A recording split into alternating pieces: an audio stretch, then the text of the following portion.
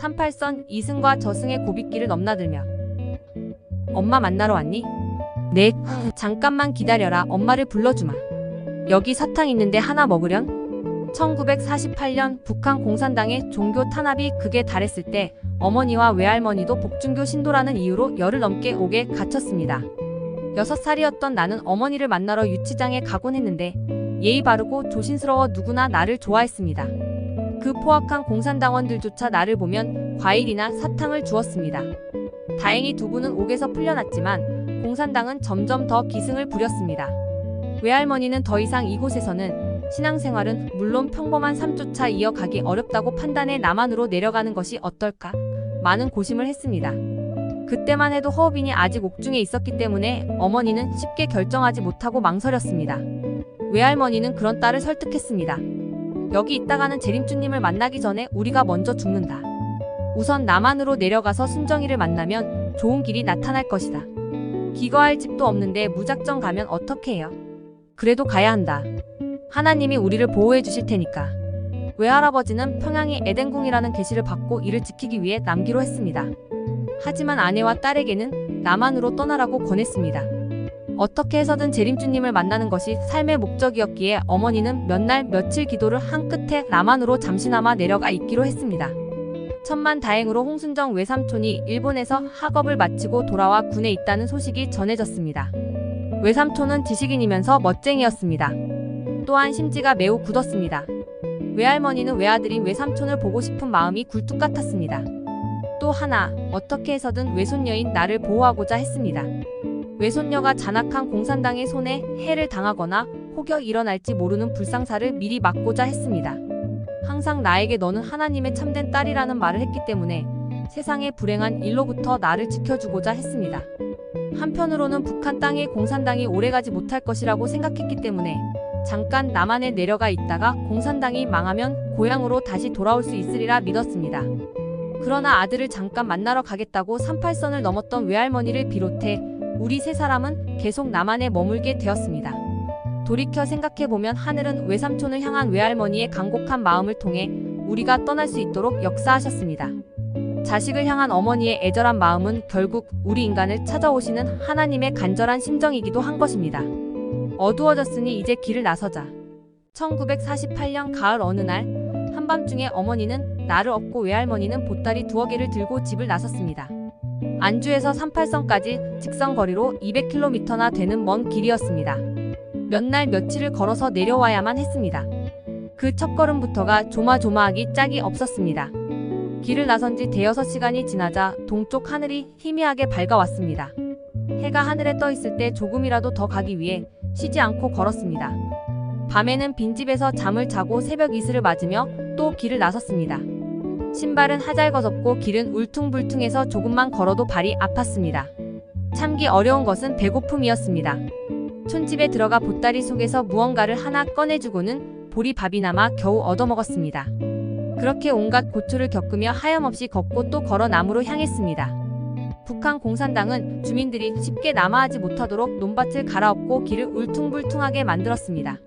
갈아엎은 논밭을 지나느라 발이 푹푹 빠지고 추위에 오들오들 떨면서 오직 별빛을 바라보며 남쪽으로 내려갔습니다.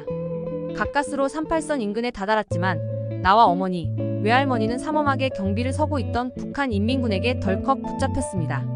그들은 우리를 빈집 헛간에 가뒀습니다.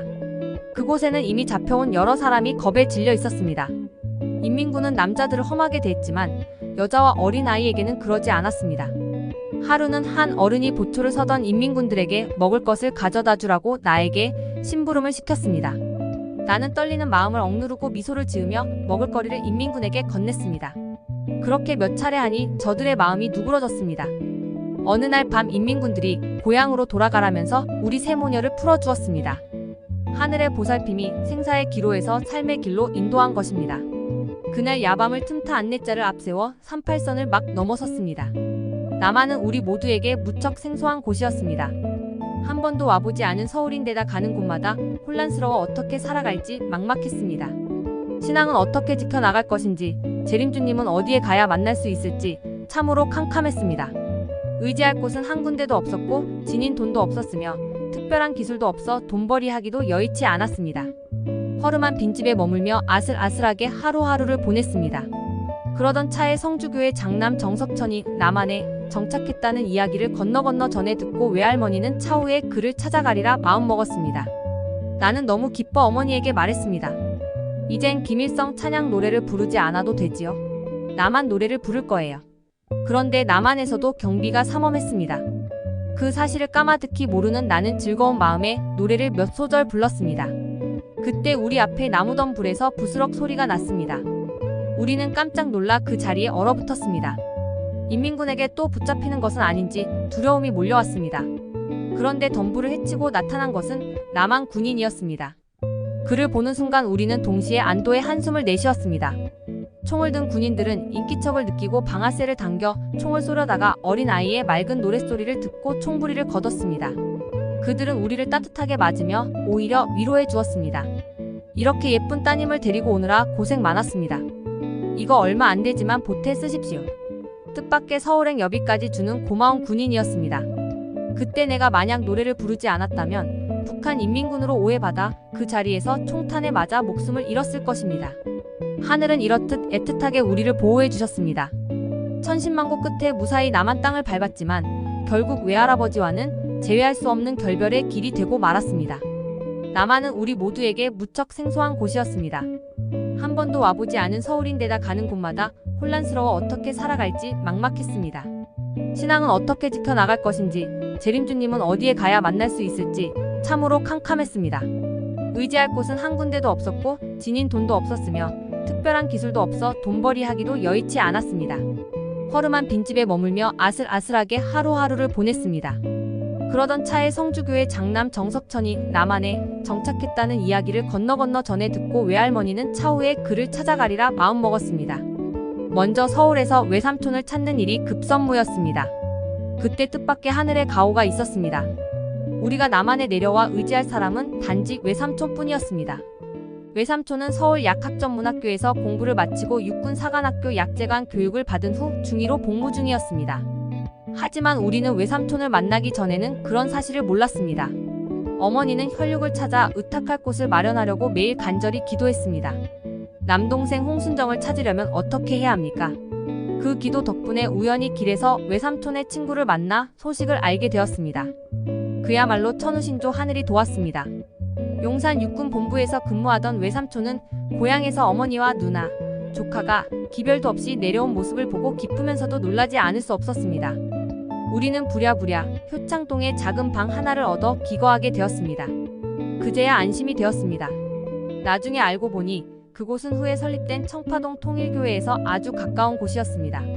마주 볼 정도로 지척이었습니다. 나는 곧 효창초등학교에 입학해 자유대안의 땅에서 처음으로 학교에 다니게 되었습니다. 책보따리를 들고 학교에 가는 나날이 너무나 좋았습니다. 동네 어른들의 귀여움을 한 몸에 받았으며 아이들도 나를 무척 좋아했습니다.